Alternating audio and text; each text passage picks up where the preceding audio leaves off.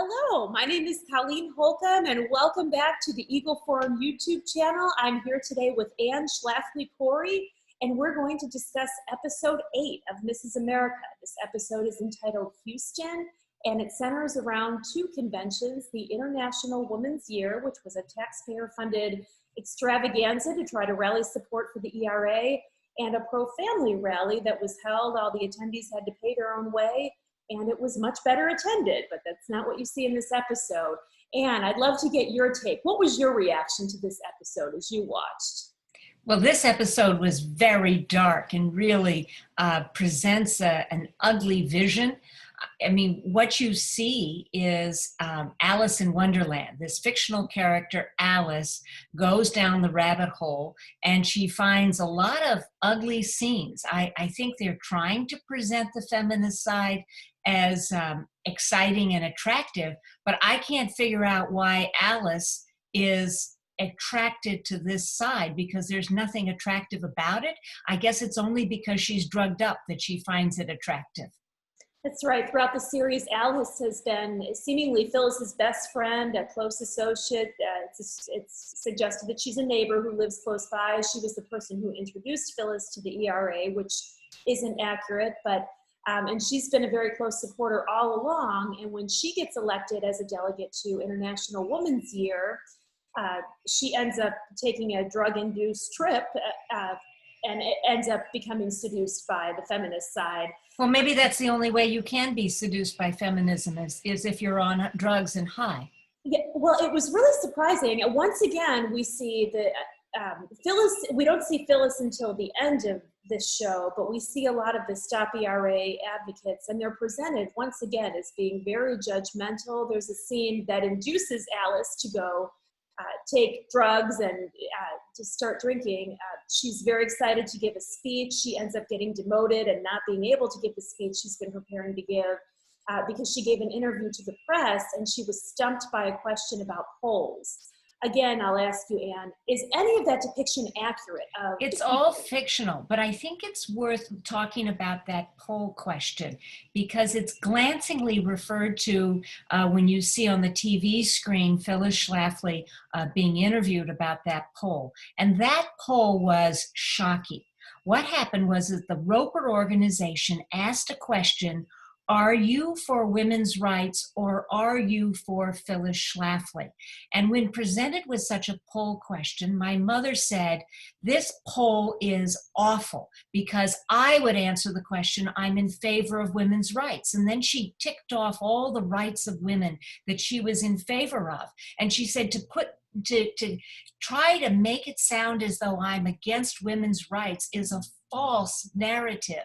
And that's why the poll became such a big issue during that convention, because they were trying to make it out that Phyllis Schlafly and her supporters were a minority, when in fact, it turned out they were the majority. That's exactly right. And Alice is shown as being treated very, very badly by the other Eagles. That was actually, I think at that time, they were called Eagles. Eagle Forum was founded in 1972. But is any of that accurate? No.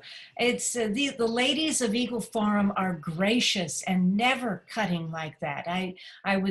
The other thing is that it showed Phyllis telling her Eagles to say something nasty to Gloria Steinem. And of course, that is not possible either, because my mother never indulged in personal attacks. And the image of Gloria Steinem, the way she is soft-focused and in slow motion, really glamorizing and pushing her as a beauty queen. I mean, they clearly playing favorites with this story, with how the camera lovingly moves over Gloria Steinem. So I've heard that from a lot of women, that they say Gloria Steinem is presented as soft, and she never came across as soft and never came across as this very kind, inviting woman that they're presenting in this series. That's right. From what I understand, Gloria Steinem wasn't very happy with this series and called it a not so good series. Have you heard anything about that? Well, it's kind of funny because Gloria Steinem did an interview last week where she said Phyllis Schlafly was not responsible for the defeat of ERA. It was due to men at insurance companies. So I think it's a rather sexist remark to say that a woman is not capable of defeating a constitutional amendment. Right, and it really undermines the power of the grassroots because, as we all know so well, Eagle Forum has never received large corporate contributions. That was their. Well, maybe we should try. Are we missing out on something? I think my mother always said, "Where is this money that's supposed to be out there?" It would be lovely. I know. Apparently, they don't have the correct mailing address. If that's the case, that's right. You mentioned that Phyllis never made ad hominem attacks, and there's a scene where Alice is particularly put off by some materials that Eagle Forum put out that made one of the lesbian characters cry. Now, as you've seen materials that Eagle Forum has put out over the years, are they ever hurtful in nature? Or have you ever? No, they're always fact-based. As my mother always said, more facts in fewer words. She always stuck to the facts and never talked about the personalities of people. That's right. Well, and in fact, hearing from some of the Eagles who attended the International Women's Year, it was not the feminists who were oppressed by the Stop ERA people. It sounded like it was a very nasty, not a very fun experience, and that they were not treated very kindly at all. You see that a little bit, but it's certainly not very realistic. Well, the Eagles who attended the feminist conference were a minority of the conference. So they were greatly outnumbered by a lot of other people with the opposing viewpoint. And their effort was to present a minority platform and to present their ideals, because this conference was well attended by the media. It was well publicized, and all the big media were there reporting on it. So it was an opportunity to present an alternative view, because this conference was supposed to show the concerns of all American women, not just a select few. That's right. Well, and then toward the end, we see a dream sequence where Alice is being strangled, actually being choked by Phyllis. What do you think that they're trying to set up here? I think they're trying to set up Phyllis as a villain. Some of the commentary on the show has complained that Mrs. America was too nice to Phyllis in the early episodes, and the producer said, "Don't worry, we get her in the end." And I think this was just their way of trying to present a mommy dearest view of Phyllis Schlafly, and I think unfortunately they missed the true history of it.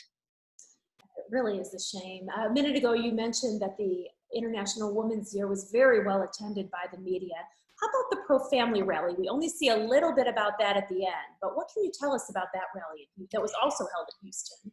Yes, they show the big crowd at the International Women's Year. Well, why don't they show the big crowd at the pro-family rally, which was, I mean, there 2,000 people came to the IWI conference, but 20,000 women came to the pro-family rally at the Houston Astrodome.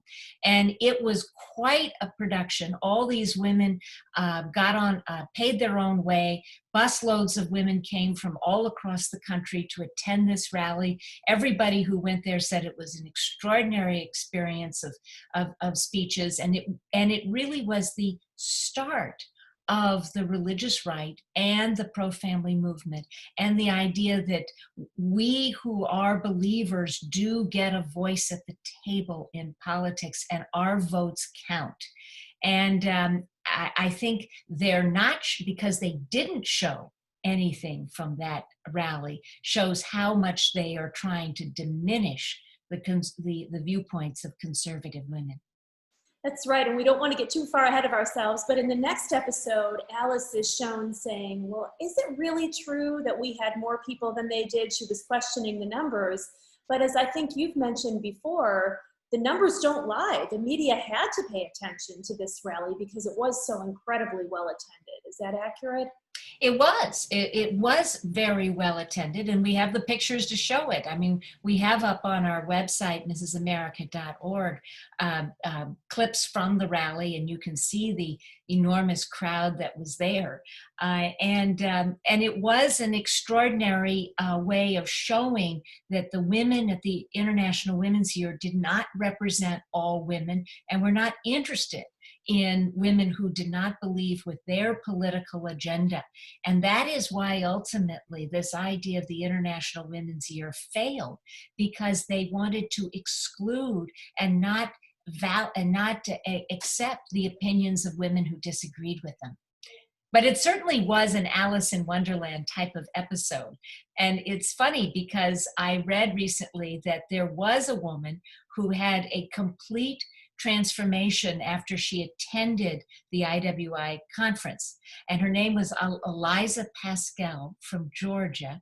And she was a member of the National Organization for Women. And she went to it as a delegate to IWI and was appalled by what she saw, and came back to Georgia and had a press conference and announced, I oppose ERA. I don't want to be a part of this. Isn't that remarkable? Yeah, and it's very interesting. The character who gives the drugs to Alice in this episode is presented as being a true Christian and someone who cares about Alice, when it's shown that Phyllis doesn't, and it's assumed that Phyllis does not care about her supporters. But very interesting.